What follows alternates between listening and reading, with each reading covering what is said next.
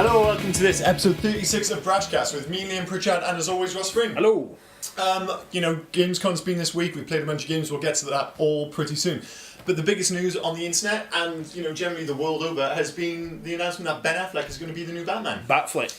What do you think? You with the internet? I am not. I'm not as horrified as everyone else seems to be. No, or me.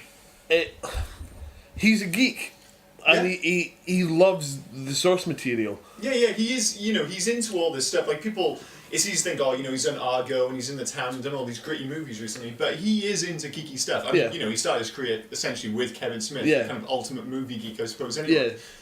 But the problem is, as good as his last few films have been, and he's been great in films like Argo, and he was good in The Town. He's also become a fantastic director. Yeah, I know. Well, I think honestly, if he was announced as the director, I think everyone would have been totally on board with that. It's just maybe if he was directing and acting in it, I think people would be a lot more keen. It's just the idea that he's just acting, and when people think of Ben Affleck, the actor, sadly, especially in a superhero role, they still think Daredevil, which I don't think he was as bad in as some people say. I think the film it was very badly written. Yeah, I didn't think he was particularly Plus, bad. He's actually the best of the three when you look at Jennifer Garner as Elektra and Colin Farrell as Bullseye. With that film, though, my problem was never so much the cast, although I was never fussed on Colin Farrell as Bullseye. My problem was always the script. Even the look of it, I know he was wearing a leather red suit, but it's Daredevil, what are you going to do? And that was the style of the time, because obviously X-Men had just come out a few years before, and they'd done the leather black X-Men. So it was kind of, they'd gone... And they were both Fox as well at the time. They kind of carried on that look and just, it's different when it's all red. But he's a tricky character in terms of the suit.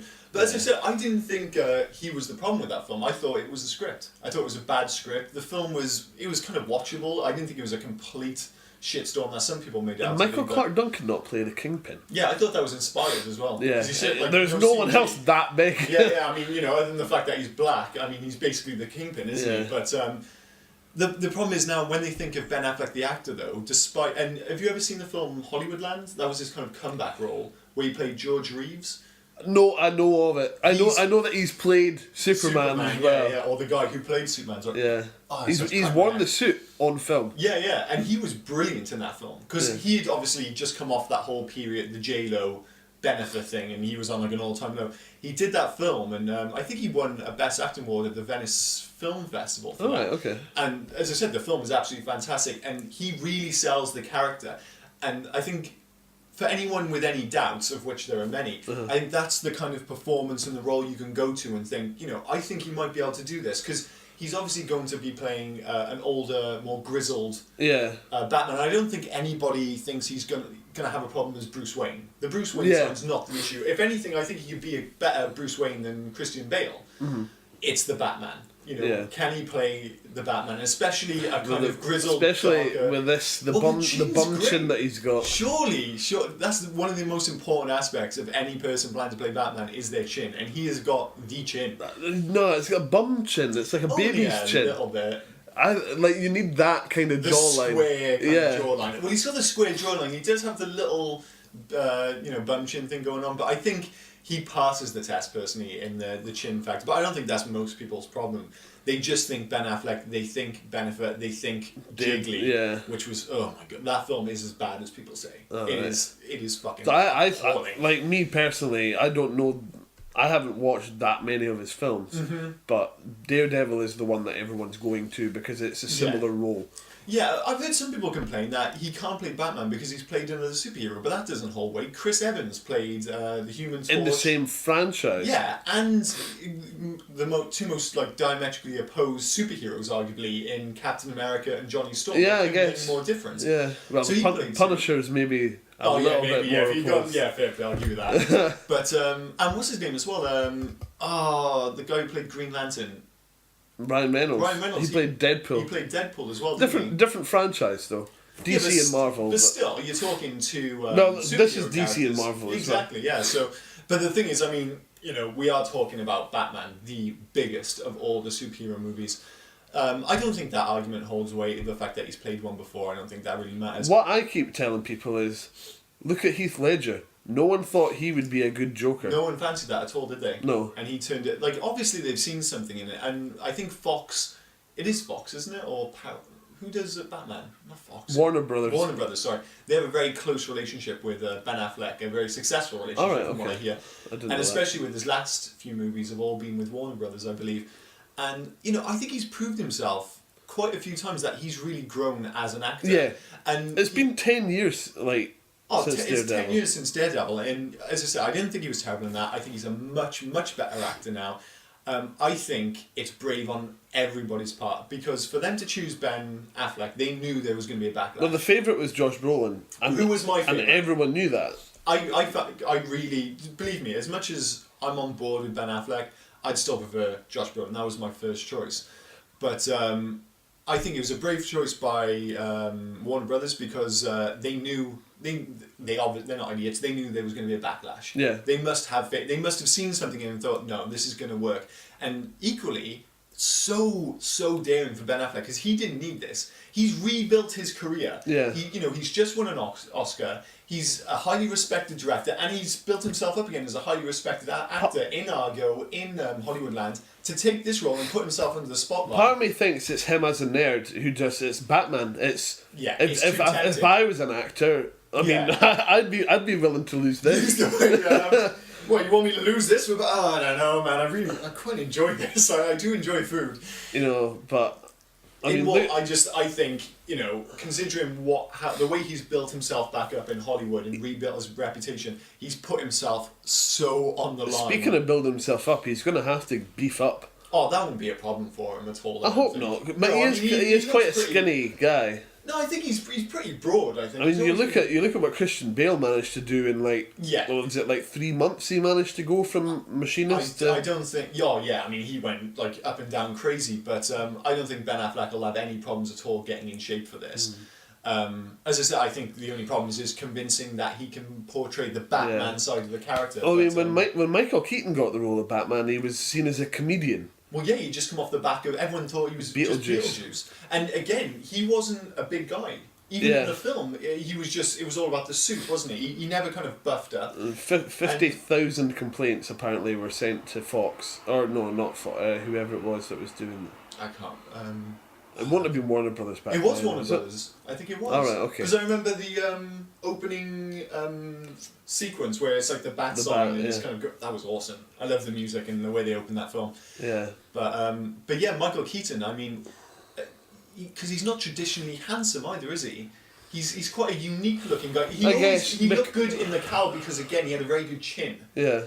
But he's got a kind of odd hairline and his eyes are quite strange. I guess, yeah. And again, I mean, you're talking about a guy coming off Beetlejuice. You can imagine that they would have been quite like, really? You're going with him for fucking... You make it sound like he's a recovering drug addict. He was coming off the Beetlejuice, coming off that Beetlejuice, Jesus Christ, he's up to his fucking eyeballs in Beetlejuice. But no, I mean, visually, Ben Affleck certainly looks more the part than Keaton ever did. You know what? I'm reserving judgment until I see him in the suit. Oh yeah, without question. As I said, I've always liked Ben Affleck. Obviously, his career went off the rails, and he made some poor choices, and the whole benefit thing. A lot of it's because of what I've heard Kevin Smith say about him, like that he is just a nice guy who, at one time in his life, was a bit naive. Got fucked around. He just basically got dragged along by a larger character. Yeah. Like he basically just got sucked into the whole jail, and you know. As big as J-Lo is now, like back in early 2000s, she was massive. Because she was killing it in the music and in the movies. Yeah. Because she come off the back of quite a few, you know, big I only movies. know that one when she's a maid, but I know she's done lots of other ones. Oh, well, she started off so well, though.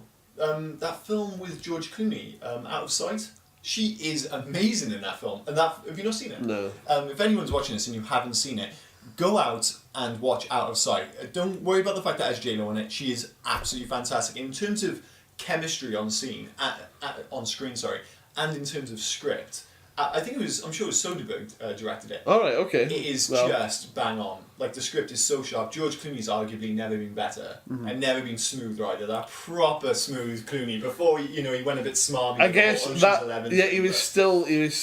he's been Grey Fox for a while now. But, But that was kind of just the start when he was. He was the thing is he was like the new hot property because he had just done what was it called, the vampire movie From Dusk Till Dawn. What? Which was it that long ago? It wasn't long enough because Dusk Till Dawn I think was 97, and I'm pretty sure Out of Sight was like 99. Right. It was a long time ago, but seriously, it is an amazing film. And I watched it again about a year ago because I hadn't seen it for a while. It's aged brilliantly. It's a fantastic film, totally worth seeing. But yeah, Affleck, I think we're both pretty much on the same page here, willing to see what happens. Yeah, it could be a total disaster. I don't think it'll be a disaster. I think people will make it out to be a disaster. Hopefully, Henry Cavill will be in a. If it turns out that Ben Affleck isn't the man for the role, hopefully Henry Cavill will hold up the other side of the film. Mm-hmm. I can't see it being a disaster. Put it this way, I'm much happier with Ben Affleck than I would have been with Ryan Gosling. Because I like the idea of having two youngsters going together, and I think he's just too pretty for Batman, and especially if you're going for that kind of. A wiser Batman, an older Batman. That's the way they're kind of selling it with the idea that he could get one over on Superman. It's just that he's the smarter. Yeah, he's the best detective in the world, and he'll just outthink him. And I'm not sure of Ryan Gosling, and I love Ryan Gosling. Who doesn't? Jesus, that handsome bastard. But I didn't see him as Batman. As I said, Josh Brolin. But the thing is, who saw this coming? Nobody fucking saw this coming at all. But there you go. There you go. Well, if nothing else, it makes it even more interesting. I like that people keep proposing that Matt Damon play Robin. Yeah, that's pretty good. I hope they don't have Robin. Like, I thought they dealt with the Robin thing very well in the Dark Knight trilogy. Yeah. But I don't want to see Robin as a serious character. I just don't want it at all. I don't like Robin. It's all a little bit weird and gay, and it is. Come on, the little tights. The thing is, though, Robin works in the Dark Knight Returns. The graphic novel, which a lot of people are saying this is going to be kind of loosely based on. Is it Frank Miller? Yeah. It would have to be very loosely based because in this they know each other. Yes. But I think they're going in terms of tone more than anything else, aren't they? Robin is in that, but I don't think it'd work on screen. I don't want to see Robin. We've already had a Robin with the Schumacher films, and that was my god. We don't want to talk about those. Let's forget all about that and move on before and George Clooney, of course. That's the thing is, George Clooney could have been a good Batman. He really could have been if they hadn't put him in. That's the problem. You look at me now. It's because you can only see him in the batsuit with the nipples and the fucking ice skates and the back card. It's so kind of ingrained in us now that we can't see past George Clooney as the worst Batman ever in one of the worst major motion pictures of all time. Because I'm not. Nice to meet you. Oh, it's so bad, and I love Arnie as well. It's Barry. I was literally watching a clip recently, and it was just it was like 160 of Schwarzenegger's best quotes. And everyone for Batman and Robin just like, I can't believe he said that. In the like ice jokes. Yeah, just nice to meet you, and he does that whole joke about the ice. Oh, it's just so bad. But I don't want to go down that route, so it'll make me depressed about the whole franchise, about where it could possibly go. But to get back to games, or to get to games in the first place, there was obviously Gamescom this week. We had a lot of big news out of that. But before we get to that, we'll do our usual, what have you been playing this week, if anything? I haven't really been playing anything. I've played fuck all. I've been so busy this week. Yeah, me too. But I did play a few things. I mean, I've carried on playing The Last of Us, which we mentioned last week, and, had that whole discussion about whether it's a great game or whether it's one of the great games. And the more I play it, the more I'm moving towards one of the great games. I'm still not convinced the combat is the be-all end-all, but it's such a good game, and the story's so fantastic. But we'll talk more about that once I've finished it, perhaps. Other than that, I've just been playing the 3DS, although I continue to play Super Mario 3D Land, which is an amazing game. But I'm amazed by how many great games are on the eShop. Like games they got round to that because it wasn't the case before. Oh, the eShop's got fucking tons of games on there, and two of them I was reading about, and I just went out and bought them on a bit of a whim, and they're both fantastic. Mutant Mudds is a perfect example of how the 3DS can, do something unique that your home consoles can't. And that's why I think the 3DS is being so successful where the Vita isn't. Not just because it has the Nintendo games. And this goes back to all the Nintendo handheld consoles, because they don't like release, here's a kind of scaled down version of what you're getting on consoles, because that's essentially what you're getting on Vita and what you got on PSP to not across the board to a large extent. Yeah. But the 3DS is just it's unique experiences almost across the board, stuff you're not going to get on console. And Mutant Mudds is a small game. It's a really retro style side-scrolling shooter, essentially, like half platformer, half basic shooting. And it's got that retro style, but it uses 3D unbelievably well, because you jump in and out of the frame. Like, there's stuff in the background, and you jump on these pads, and they kind of push you out to the back of the frame and then to the front. Right. But it always retains that 8-bit style. And it's just, like, it's simplistic, but it's so well made. Yeah. And for anyone with kind of fond memories of the 8-bit era, it's, it really is a kind of masterclass in kind of simple, old school gaming. Yeah. But again, a brilliant use of 3D. Because, like, I don't use 3D on my TV, but on my 3DS, I always have it, like, cranked up to the max, because I think they do such a good job. But you don't give yourself headaches and stuff with your glasses? Not at all. No. It's only if you kind of tilt it off kilter and sometimes bring it back, it takes your eyes a while to kind of refocus. Yeah. And for a minute there, you just kind of go retarded, and like my eyes go, what the fuck? That's a bit intense. But yeah, that's a great example. And a game I'd never heard of called, I'm going to check the piece of paper I've got here, Liberation Maiden, which was released by Level 5 and developed by Grasshopper. Alright, okay. So, I've always been a big fan of Grasshopper, but it's about the second president of New Japan in the future. And it's a female president, and it's just basically her going out. Sci-fi. Yeah, sci-fi, and just blasting everything. But, like, the actual cutscenes are, just hand-drawn, like animation, but that looks amazing. Well, like kind of Street Fighter style, or... Just anime style. Right, alright. Like, when you're in the cutscenes, it's like watching an anime movie. Okay. But and like, it's so, like, the production values are very high, and then when you play it, it's a kind of, like a 3D shooter kind of thing, where you scroll around, and very, more open world, but kind of smaller levels. Kind of like the shooting sections of Kid Icarus, almost. Right. But the concept is completely bonkers, as you'd expect from Grasshopper, but it's a really good game. And another one of those games where I just found by kind of skipping through the eShop, and it's just set up in surprisingly... How much did you pay for them? About £7 each. So not too expensive. Okay. Not too expensive. No. But these games, they're not tiny little games. They're solid games, and like Mutant Mudds in particular has a lot of replay value to collect all the little bits on the levels. But I was surprised more than anything else by how well structured the eShop is. Because Nintendo have always had that kind of well, I don't know, like, especially with the Wii U, people have been saying, reviews have always said that the layout is gorgeous and it's fun to use. It's just the content isn't there. Yeah, so if they're starting to get the content out, that's fantastic. Yeah, well, Miiverse, and as I said in previous podcasts before, it's how Nintendo do those little touches, how everything feels so much more welcoming. Like, I've been playing on the PS3 a bit recently, and there's nothing welcoming at all about the online shop or about the XMB bar, or whatever the hell it's called. Like when you turn on the music console. thing. No, just like your menu when you turn. Oh yeah, it's just data. Yeah, it's just data. Whereas Nintendo has that knack of putting everything like you want to go into menus. Like, it's very inviting, and the Miiverse is fantastic. I suppose plus Xbox Live just bombards you with adverts as well. There are a few, but I tell you what, the setup for Xbox Live, I would take it any day over the week over PlayStation Network, unquestionably. Did you see the new UI stuff at Gamescom? The new PlayStation UI. Oh yeah, I saw that. Yeah, what do you think? I'm pretty pleased. Yeah, they had to change the old one. Yeah, because as great as PlayStation Plus, and everyone keeps going, oh, they offer you all these games.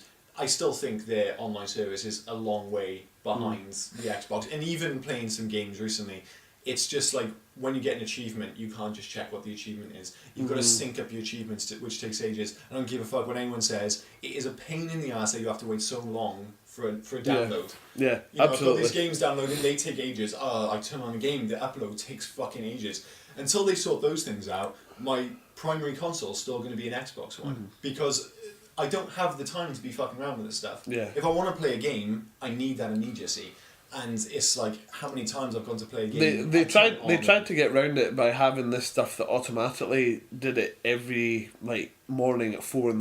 Yeah, so that is better. It's better, but I don't have my consoles turned on when I'm not using them. No, that's the thing. I turn off the power. Yeah. So that's specific to PlayStation Plus, isn't it? Is because, it? Yeah, because I only just signed up for PlayStation Plus and I didn't have that before, and noticed with all my games now it gives you that message, which is better. But at the moment I still think Sony are quite a bit behind Microsoft in terms of online integration. Nintendo are further behind, but they still have that way of presenting, which I think is a step up from Microsoft and PlayStation as well.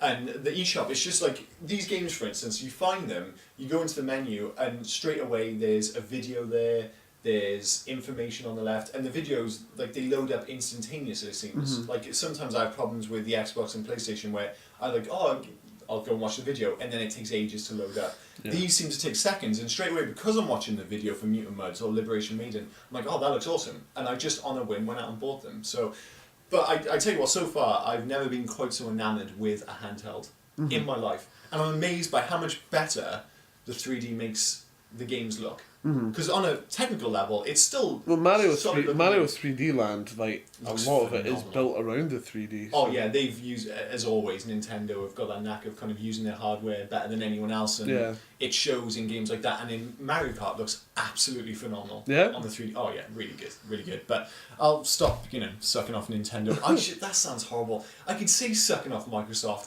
Saying sucking off Nintendo, it just sounds a little bit perverse, doesn't it? I know what it is. You just see Miyamoto's big smiling face. Oh god, that's disappointing, isn't it? Anyway, move on from that, Jesus Christ. So Gamescom. Yes. Big news from that. Straight off the bat, who do you think won? Because that's the question everybody asks. Did Sony win? Did Microsoft win? To be honest, I didn't watch Microsoft's conference. I just saw the trailers that came out of it. Well, a lot of people seem to be saying again that they thought Sony won.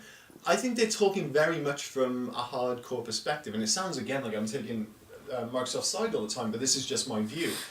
Sony released 15 new games they showed. All indie titles, and again, these games some of them look fantastic, by the way. We'll get to those in a minute, but I don't think it has any kind of sway in the mass market the same as announcing a free FIFA does with Microsoft. That's massive news. Yeah, no, absolutely. And to get a bundle with Call of Duty, and I don't care what anyone says, like, yes, you can get on the PlayStation 4, but it's building and, well, it's already there, but kind of increasing the brand association. I see the... People think Call of Duty, they think Microsoft. I see the free FIFA as their little, Europe, we probably want some money from Europe, let's give them that. I tell you, that is a massive deal. A massive deal. And it's testament, obviously, to EA's confidence in the Ultimate Team and how much money that makes. Because they're giving the game away and they're thinking, listen, we'll get in people's houses. One, it'll get them on board with FIFA for the next generation. A vast majority of people, because a lot of people do, will pay good money for the Ultimate Team stuff. Again, Microsoft have got the Ultimate Team Legends, which is exclusive, which, again, massive for Microsoft. Is that like you can play as old players or something? Yeah, you can buy these. It's kind of like stickers, isn't it? Because you buy packs, and you might end up with doubles and stuff. But you buy these packs and you can add them to your team. But then the Xbox has like classic players like Lineker and Hullet and all that jazz kind of thing as well. Why does it upsets me that people are that determined to play that mode that they're willing to pay extra money for it? Well, you got to think from a kid's point of view. Of course. I look back now and think, I can't believe I spent that much money on stickers.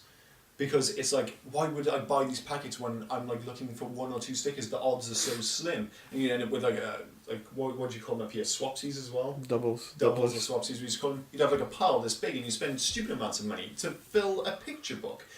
And essentially, it's I never went in for stickers because they'll be playing online. Pokemon cards or Yu-Gi-Oh cards. I was too old for that, but I was down with I used to have all everyone used to collect the WWF stickers and the Premier League and the World Cup sticker books. I remember everyone having the World Cup '94 sticker book and all that jazz.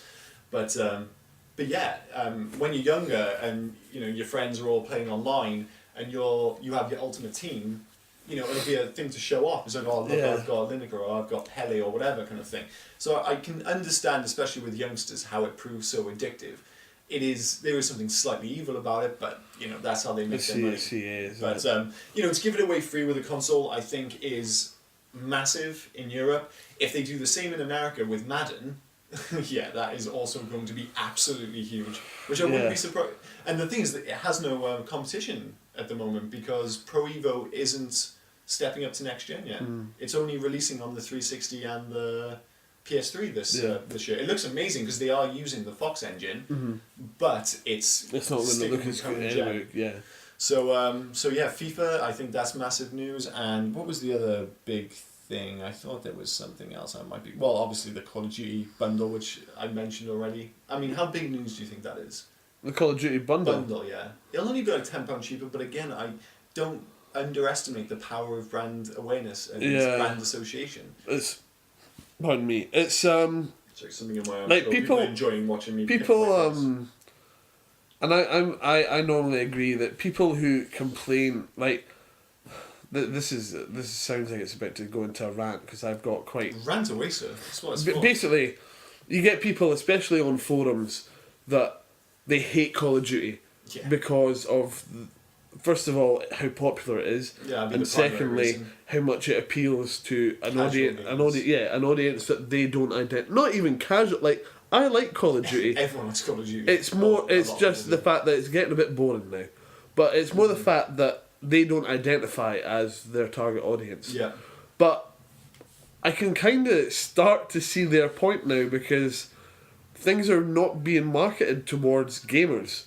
They're being marketed towards the casual audience, and I don't think we're disenfranchised at all, but it's certainly companies, especially because the industry is so money minded, like any other industry. Well, yeah, obviously, yeah. That they are now not catering for gamers; they're catering for your FIFA, Call of Duty crowd. That's always been the case. It hasn't though. It has. Like FIFA from day one has always been released every single year. Madden's been released every single year. Yeah, but the industry it wasn't. They weren't the massive sellers always. Well, no, I mean the thing is, since the Wii U and obviously it's kind of bled into the other consoles, there's no doubt that gaming is more mass market now than ever. And these companies want to sell as many copies as possible. And the problem is, I mean, you look at a game like Call of Duty from their point of view, it's a behemoth, like unlike anything else. And the issue they have is that you'll have this small corner, the hardcore, people who listen to this, ourselves, who will say, we need more innovation. Yeah. But then equally, they don't want to lose Scale that away, balance. yeah. And it's the same problem you do get in many games where they've got to find that balance between doing something new but not losing the essence of the initial product. Because it's at the moment, it's still selling millions upon millions of copies. So that's really where the kind of crux of my complaint lies, is that because there are so many people, and a lot of them are idiots. Like, if you go on forums that... Like, or things like that. Yeah. The internet, I think you should need a license to use the internet. Because there's some people that just should not be allowed to communicate with other people. So many of I can't believe how many people are so dumb. Like, I'm sorry, but you go to any forum, and it's not just gamers. It's not just Americans either. It's not just Americans, it's not just gamers, although a lot of American gamers. But you go to music and movies, but I don't know...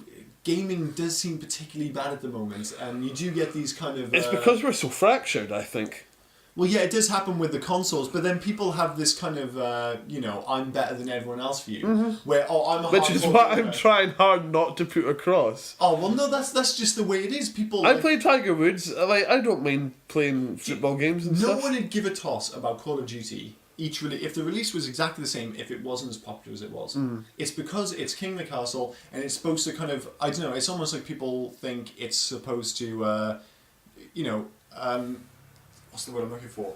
Present an example to the rest of the industry. Because we're kind on of be top, the pinnacle. Then we should keep innovating. Yeah. But it is tricky finding that balance. At the end of the day, there are a lot of people who love this game.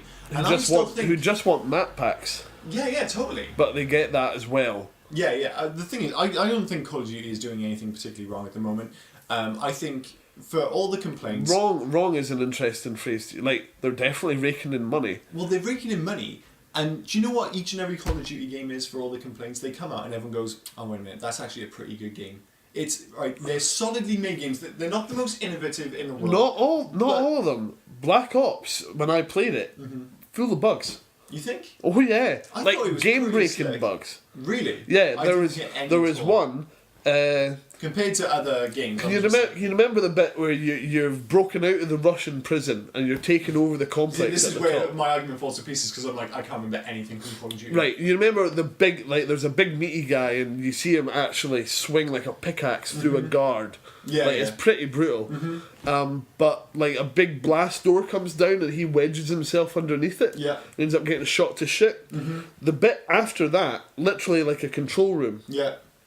The game breaks because you get to the point where you go up the stairs and like the NPC who's with you is meant to like get the other guards to lift up a gate so you can get into the next bit. Yeah.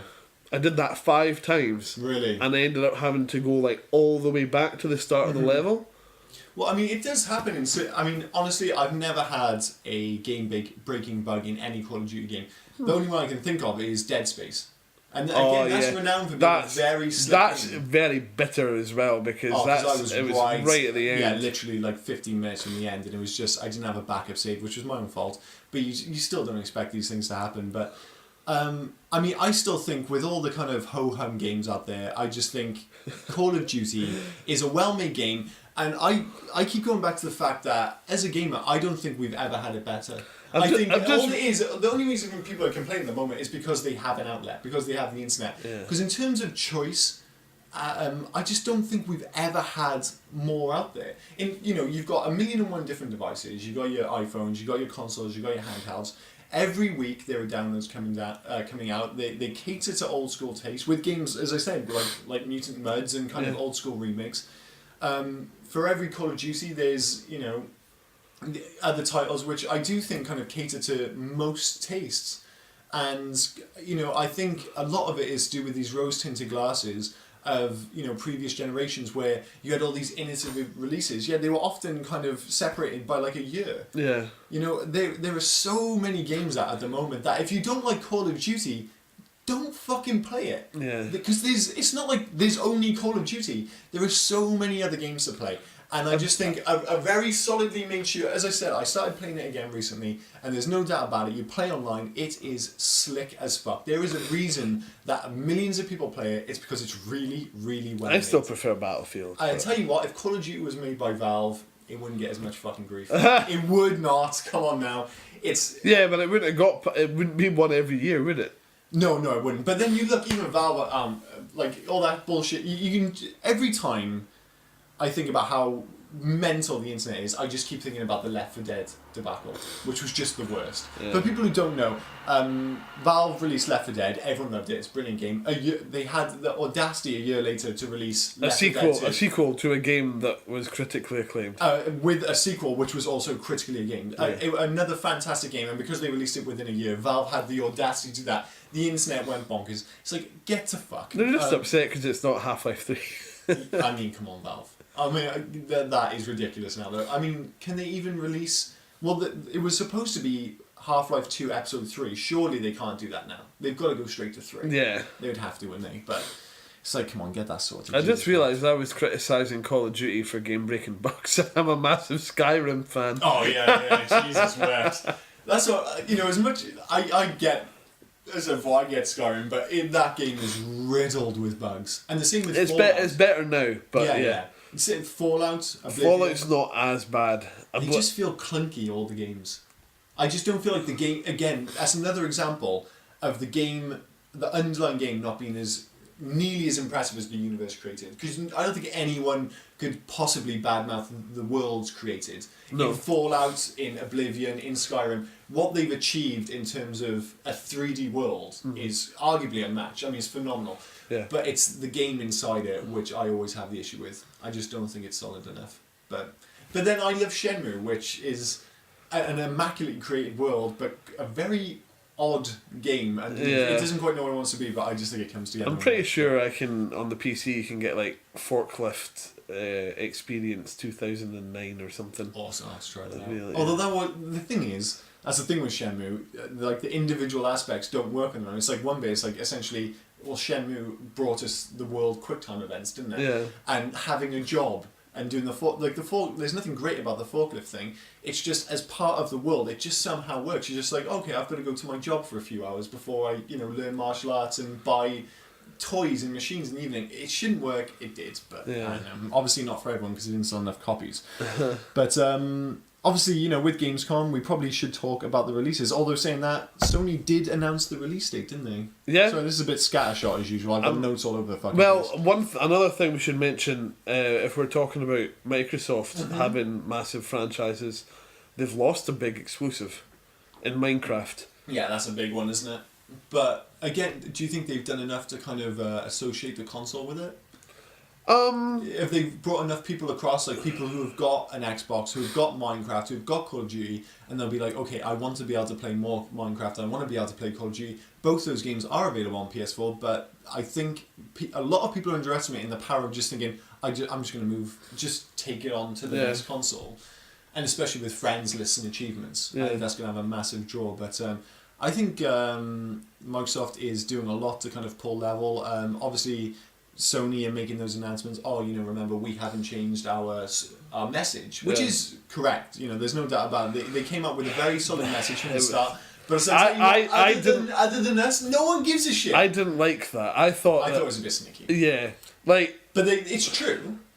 It is true. But Nintendo were very quick. Microsoft were very quick to actually reply, and I totally agree with their replies that they don't see their ability to change as a weakness. They see it as a strength. No. And that's totally true. As someone who supports consumer advocacy, if any company that listens to their fans, fair enough, they've only been listening out of fear.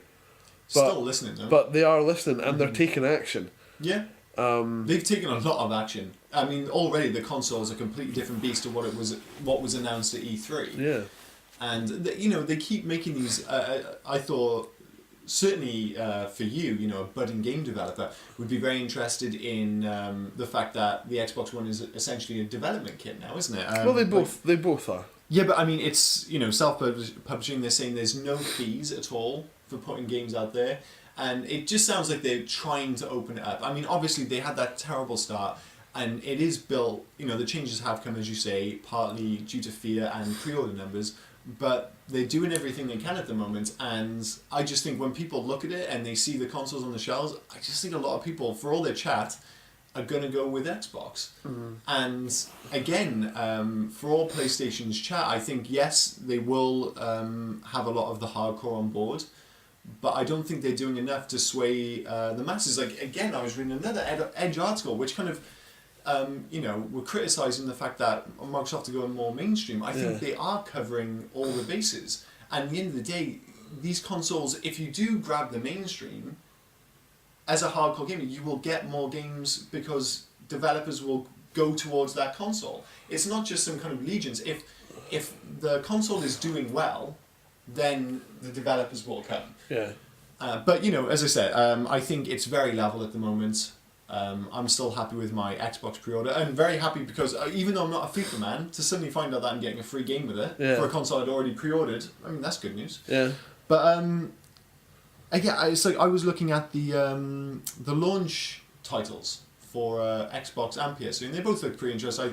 I think Xbox has got a few up on it, but I tell you what, there's nothing there which is like, oh my god. There's no exclusives that are selling the next gen for me. There are no exclusives. The thing is, there is no game in particular which I see and like, oh, that's the game I have to have. However, there are like 6 games which I want straight away from launch. Like, I could go out on launch day and buy like 7 Ubisoft are probably going to eat the rest of my year. Like, Splinter Cell just came out yesterday. I really, really want to play that. Yeah, I'll get that. There's no doubt about it. Assassin's Creed isn't far away. Yep. Are you going to wait for the next gen, or are you going to get them on... Oh, no, I'm waiting. Like, Well, you're waiting for the current gen, or you're going to buy them on current consoles and wait to buy a next gen console? Yeah. Oh, okay, yeah. I'm doing the opposite. I'm gonna. No, yeah, but you you feel like we need next gen just now. Like, I certainly do. Yeah, I wrote an article about it on brashgames.co.uk. Check it out. That I didn't feel this way. I literally wrote a blog not too long ago saying how we didn't need the next gen. Yeah. How I had this backlog, and all of a sudden it's just like I just feel like we need something new and exciting. Not just, because they're a great game. Do you think it's just after the summer drought that you feel that way? Like, well, no, because I'm playing The Last of Us, which is an amazing game, and I've got so many games to play. I'm just to that point now where, be it a visual showcase or whether it be something completely new, which is down to the new hardware, I just feel like the industry, and certainly myself, I'm in need of something I've never seen before. Like I said, Last of Us is an amazing game, but I'm enjoying it because it's so well written, and it's just that kind of childlike wonder in me which wants something I've never seen before. I want something which, visually perhaps is just so far ahead of what I've seen before, or something on a technical level which couldn't be achieved on current consoles. I just feel like I need that. I honestly think you're going to be disappointed, because all of our trailers now are high-end PC trailers. Yeah. Which are on par with what the new consoles are going to look like. I don't think we're going to get that innovation at the start, but I think I've seen enough for me to think, there are a few games out there which I want. As I said, there's nothing at the moment on either console where I'm like, I have to have that. I think a lot of the there are five I think a lot of the features that are going to come with the next gen are not going to be specifically gameplay related. I think you're going to get a lot more. Things are going to get and things are going to become a bit quicker. Entertainment hubs. Yeah. Oh no, that'll certainly be the case, but I mean that's good. It's a step forward, but it's not what I want. No, I mean, and that's totally fair enough. But I'm just at that point now where I am genuinely looking forward to getting that next gen console and that next gen experience. But and looking at some of the games coming out, I am genuinely the more I see of Dead Rising 3. The more I like it. Have you seen the new cinematic trailer? No, I saw the original trailer and just turned off. Well, I tell you what, watch the new cinematic trailer, because I think for a lot of people who thought that it was going to be some gritty zombie kind of thriller, watch that and it really shows that in terms of tone they're keeping with the fun. It's certainly dark. I like the bit where you could call in airstrikes. I thought that was fun. Yeah, that was ace. But the way in the cinematic trailer he throws the weapons together, and it does keep the fun factor but tones down on the goofiness, which I kind of found a bit wary after the third Dead Rising game. I just thought I do want to keep the kind of vibe and the comedic sensibilities that the series is famous for, but it was just I don't want to dress up like a chick all the time again, and I just want to I like the way the series is going, and I like the look of the new character. Go around putting giant Lego heads on zombies. Yeah, it's that was fun, but I've kind of done that, and I like the fact that it looks like a more again, that's something about the next gen. You look at Dead Rising 3 and the way it's a cohesive open world. It's not split up into sections. Yeah. You jump through a window, you jump in a car, everything, there was no loading times. That's the kind of stuff I'm looking forward to, and I think that's going to be the major jump. Not that you'll look at it straight, it'll look better, but it'll be that extra processing power where you won't get the loading times and everything will be that bit more cohesive. The only game that makes me really excited about those kinds of features is really Metal Gear. That looks amazing. Because it's open world, it's going to really benefit from that. Yeah, but you say that now. Imagine if suddenly tomorrow they announce Skyrim 2 or the equivalent. Yeah. And you see that that next gen sheen, and suddenly they can kind of sort out those. It'll still be niggling issues. It'll still be half fucking broken when it's released. I know. There's going to be one game that sells next gen for me. But it's not been announced yet. Well, it happened with the 360. The 360. Sorry for the sniff one. Oh, it's okay.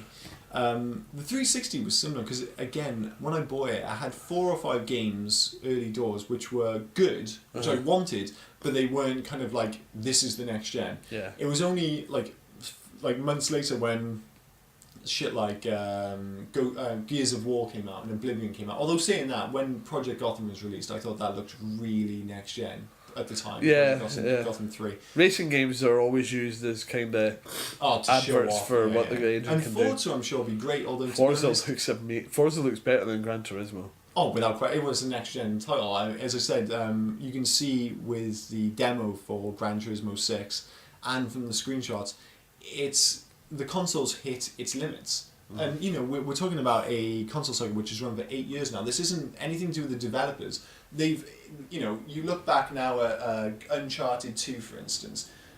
Games don't look much better than that. No. Because they essentially, don't get me wrong, they've kind of made incremental improvements, but you're talking about a console generation which hit the ceiling like 5 years ago to a large degree. Don't get me wrong, I'm talking visually. Yeah. Visually. Like, you know, like the PlayStation 2, you are getting, because they're so comfortable with the visual aspects of the consoles, that they can create newer experiences. Yeah. But I just think from that kind of technical visual perspective that they probably hit the ceiling like 5 years ago. So I am looking forward to that big push, and as great as Forza 5 looks, it is Forza 5, isn't it? Yeah. I think the new Need for Speed looks amazing.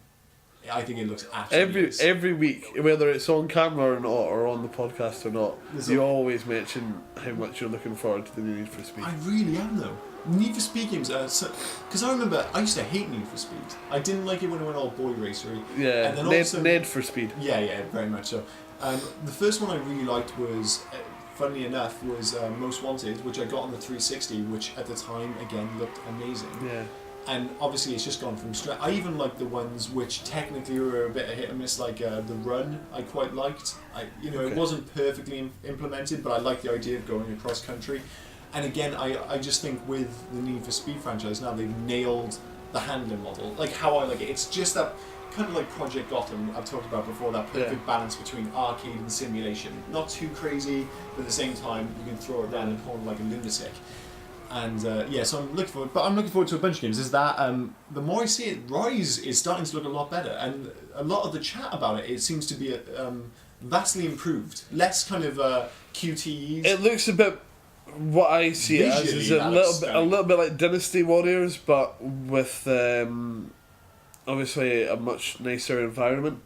It looks more tactical as well in terms of how you deal with crowd control rather than smashing buttons. And I'm not sure if you saw it, but they showed the co-op mode, which is in the throwing the spears and stuff. Yeah, did you see it in the arena in the Coliseum? Yeah, it was pretty cool the way it kind of adjusts. Yeah, they said that was. I think the quote they used was, "It's going to be their holodeck." Right. They're just like, you can go crazy in there, and they can kind of throw like fire. But they did supposedly historically do that in Coliseums. They used to have kind of themes. Well, it was entertainment, you know. Exactly. Yeah. So I think Rise is again not. I don't think it's a system seller. But the more I see of it, the more I'm like, I'll definitely pick that up at some point. Yeah. It looks solid.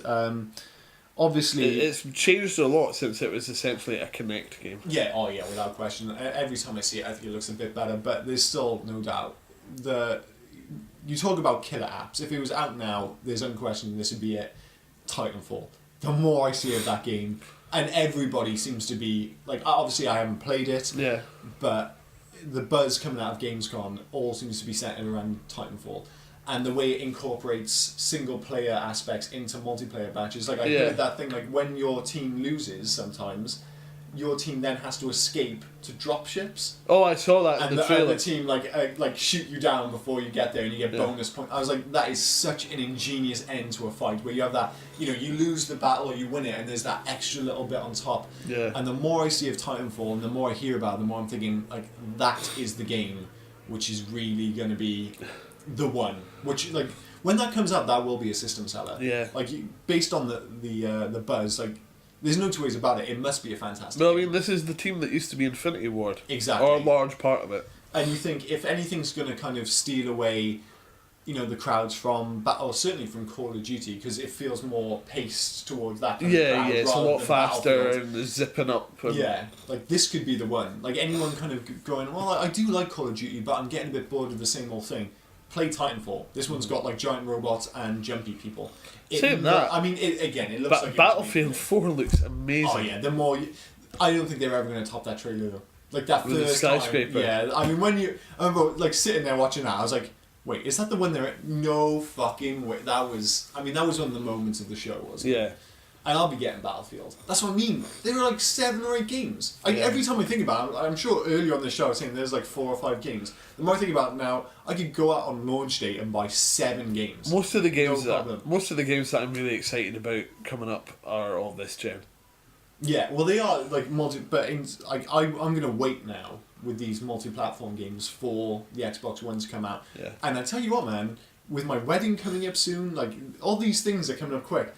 If the Xbox does release, as a lot of people believe, on November the 5th, like that's gonna be sitting in my living room in no time at all.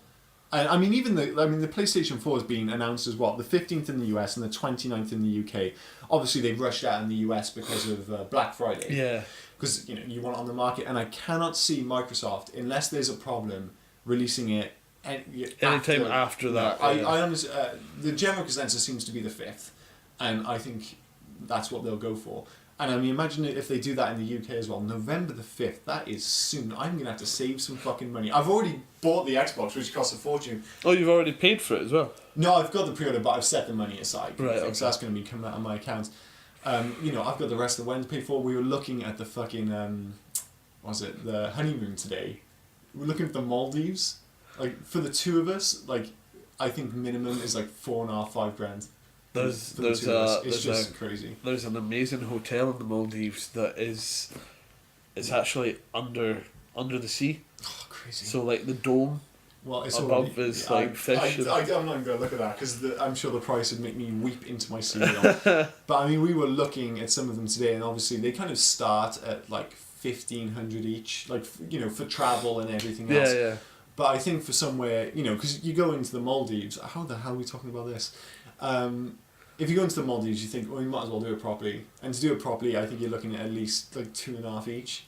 And it's like, oh my god, that's £5,000 for a holiday. Yeah. But, it's your honeymoon, you do it once. Definitely only do it once. But, I've got to keep money aside for the Xbox, but I don't think Batten's going to say. It's like, sorry, that's exactly what I'm thinking. I'm like, I don't want to say anything. We can't go to the Maldives this year, love. I got the Xbox One and I was thinking about picking up a PS4 as well. There might be beautiful fish in the Maldives, but look at Call of Duty. Look at these fish. They move out the way when you get near them. I play this and you just watch. Do they have dogs in flak armour? Because this does. This fucking totally does. I'm not sure she's going to get it. But, well, just out of interest then, nothing to do with the Maldives. If you were going to buy a next-gen console now, would it still be the PS4? Yes. Without question? Absolutely. Definitely not. There's nothing on the PS4. Actually, no, I do like Killzone. I do want to play Killzone. But see, the other way, there's nothing on the Xbox One that really excites me. So what's the difference between? It can't be. I assume it can't be the games, because games wise, I think the Xbox One's got a trump. The fact that what else is there other than Killzone? No, not even like I'm just a bigger fan of indie stuff. I love indie stuff, but that's just not going to be the thing that sways me. I don't. But there's no exclusive. Like they're generally cheaper as well than kind of mainline titles, and no, like Titanfall looks fun. Like it probably will be really fun to play, but there's other games out there that do a very similar thing. Yeah, I don't play that much multiplayer anymore. I just don't have the time. Although I say that, I play multiplayer at work. Oh yeah, there is that, I suppose. So you don't want to be doing it at home. It's kind of like a gynecologist. So it must be depressing. It's why I didn't become a midwife. Of course, you wouldn't want to do that. That would be depressing. Jesus Christ. Do you want to? No, definitely not. You have no idea what I've seen today. Absolutely horrifying. But that's the difference between us, it seems. I mean, sorry, Mum. And the difference in their approach is that when I think, as much as I love indie games, when I think about buying a new console, I do look primarily at those big, the games which are really going to use the power. Yeah. And whereas as you say, when you think about which console you buy, you go immediately to the indie titles. Because again, I think it's not just that. It's also the fact that the console is definitely more powerful. I don't think that's going to show. I think towards the end of it.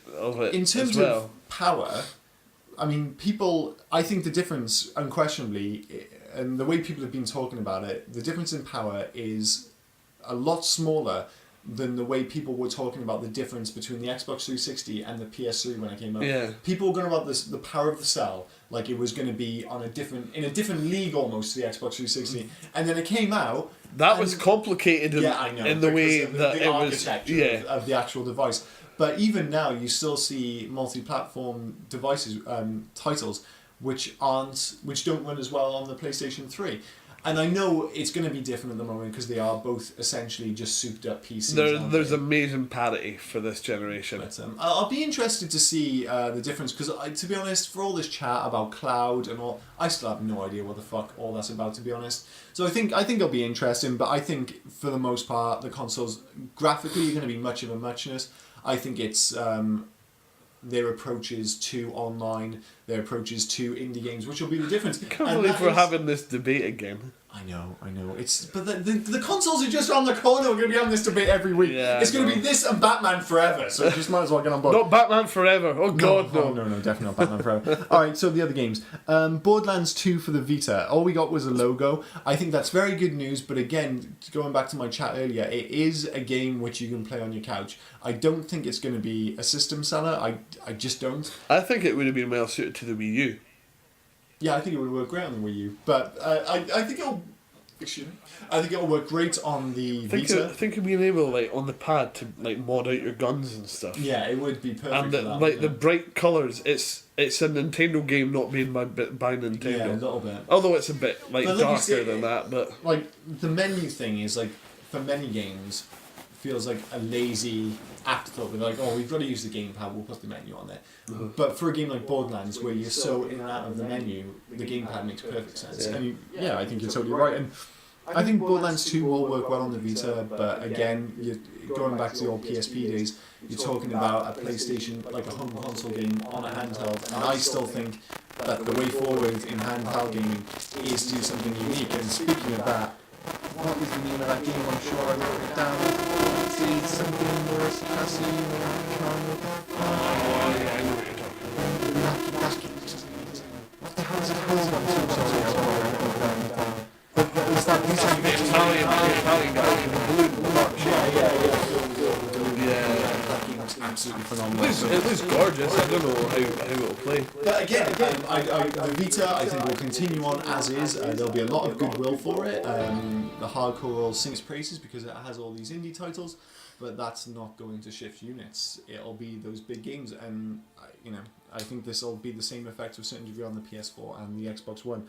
And that, obviously they announced Hotline Miami 2 for the PS3 or 4 and the Vita, which I'm sure that'll be amazing. It's quite funny. There was a picture of their booth, and they had. So I'm having a good time in case I keep forgetting myself when we're being filmed. I'm saying I'm looking like this.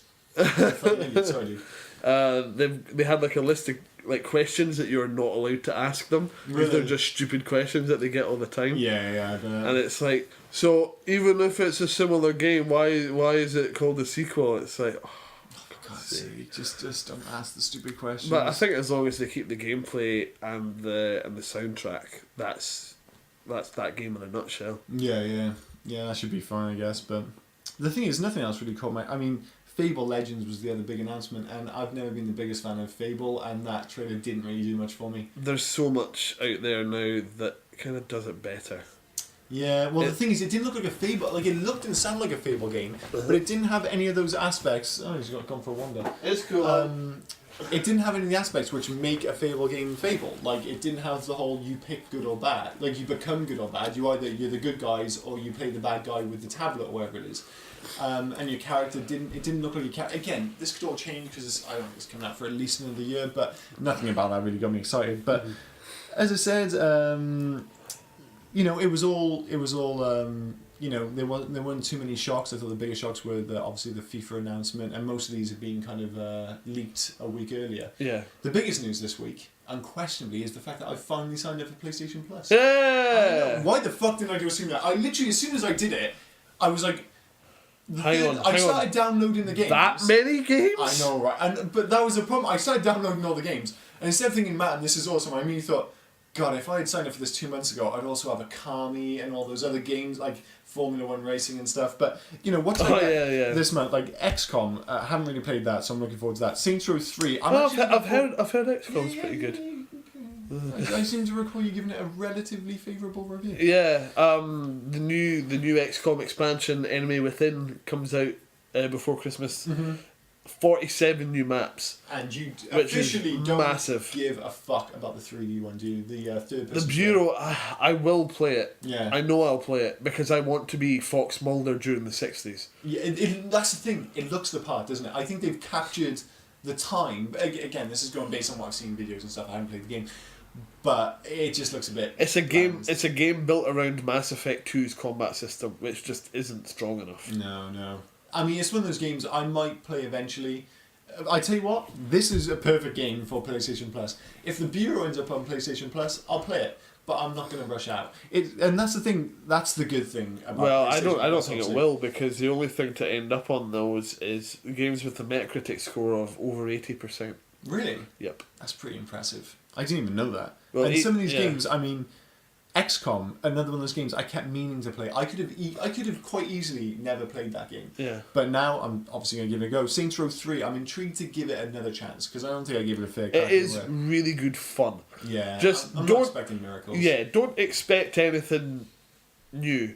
Really. No, certainly but not. Silly, definitely. Yeah. Well, that's the thing. I've kind of been intrigued by what I've seen of Saints Row 4, so I'll give this a go, another go, as it were. Yeah. And if I do like it, then maybe I'll look into Saints Row 4. But again, it's one of those games like I'd kind of put to the side. I would have never played it again. But here I'm like, I'll give it another go, see what I think. Dead Souls, obviously going to give that a blast. Little Big Planet karting. Demon Souls. Demon Souls, sorry. Little Big Planet karting, I actually had that. I reviewed it and I thoroughly enjoyed it. But then when I thought I played enough, I reviewed it, and then I sold it. Mm-hmm. And it was one of those games, like, I know not everybody loved that game, but it was really fun to play with Bethan, because she's, like, usually, I'm not being, like, big head or anything, I'm a better gamer than Bethan. Yeah.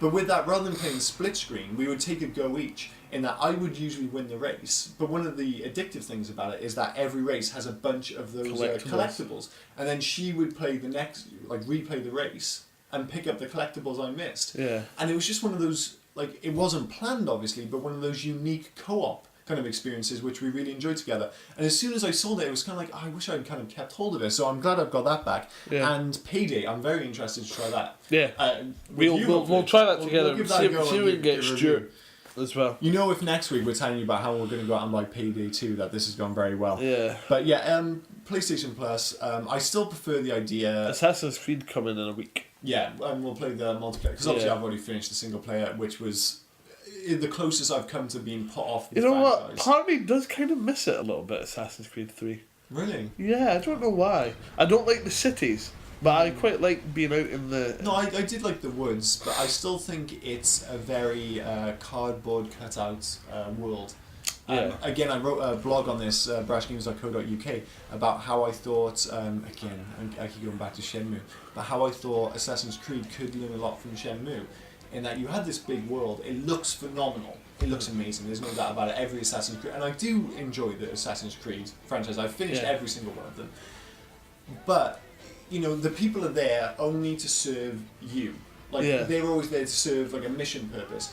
I think it would be so much better if it felt a bit lot of them organic. just don't do anything. Yeah, they just walk and they could be doing anything. Whereas a game like Shenmue, like you talk to some people and they're just having their life around the street. It never feels like an actual world, if you see what That's I mean. one of the things I love about Skyrim is that everyone, even if they only have stock things to say to you, everyone has a job. Yeah. Well, that's the thing. It feels like a world, which I still don't think Assassin's Creed feels like you are running around a very elaborately created movie set. Yeah. Whereas something like Skyrim or Shenmue feels closer to an actual living, breathing world. And I think that should be what they should, rather than kind of keep adding things on top of what already exists in the Assassin's Creed world. Yeah. It's kind of get that. Like, make the worlds like a more believable place. And I'm talking, you know, again, they look fantastic, they look believable, but it's when you're running about, I still don't think it feels like a living, breathing city or location. Yeah. But like you say, one of my favourite things about 3 was the naval battles, and they're going to probably be even better this time. Oh, I'm so excited. So, because I was too excited about Assassin's Creed 3, and I felt slightly burned, so my anticipation levels have gone right down compared to what they were for 3. I think I've allowed myself to become excited again. Really? Yeah, I'm not there yet. I'm not there. It's, I look at the launch lineup, and that's one of the games, and I'll be getting it. Ubisoft will eat this year for me. Like, I could happily just play Ubisoft titles until Christmas. Assassin's Creed alone, you're looking at what, like 30 hours? Splinter Cell, Assassin's Creed, and Watch Dogs. No, the only game which you're going to finish in any kind of reasonable time is Splinter Cell. Yeah. When you're talking Watch Dogs and Assassin's Creed, you could spend easily 60 hours. Especially now that Assassin's Creed's gone properly open world. Yeah, and it's pirates. It's going to be good. And I think they'll know now that they can't get away with another Assassin's Creed 3. That they made too many promises they promised the world with Assassin's Creed 3. Yeah. And they didn't deliver. It was still a solid game, but it wasn't the game that we all hoped it would be. Yeah. They've got a chance here with Assassin's Creed 4, although I do worry that the extra stresses, should we say, to the workforce of, not only creating it for PS3, Xbox 360, suddenly you got to do PS4, you got to do Xbox One, maybe that would have... Well, they've kind of amalgamated... Every company in the world. They've got them from Shanghai. Fuck, no. Budapest, is it? Singapore. I know there's a Ubisoft Singapore. Mm-hmm.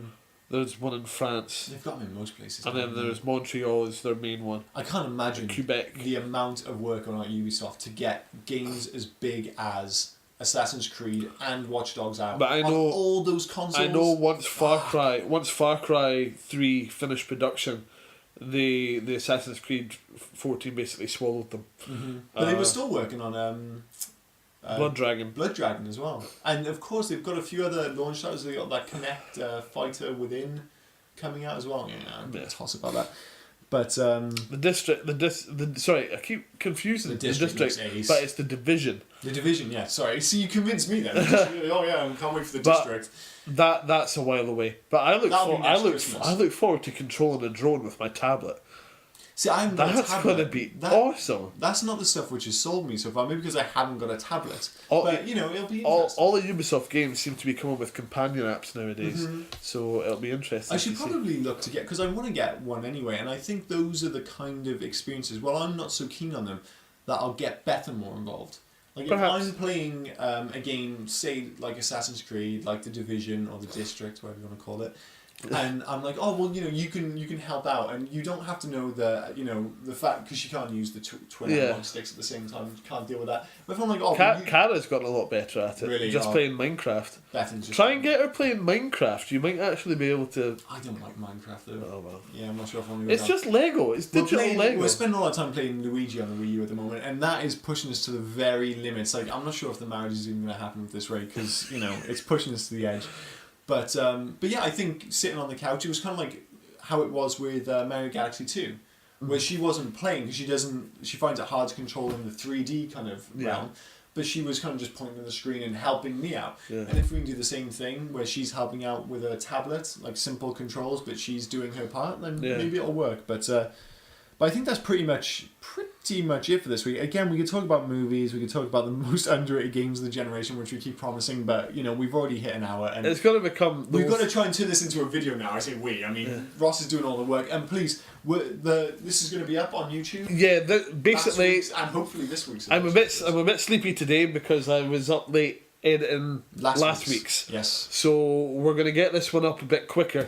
I forgot to take the master audio file last time, so we need to make sure I get that. Yeah. So hopefully it should all go up a little bit swifter. I'm saying no issues whenever it's fucking ready. Hopefully this will be up on the website. I mean, as an audio file, if nothing else, and on iTunes very soon. But we're on iTunes, we're on the website, we'll be on YouTube soon. So listen somewhere, watch somewhere, whatever it takes.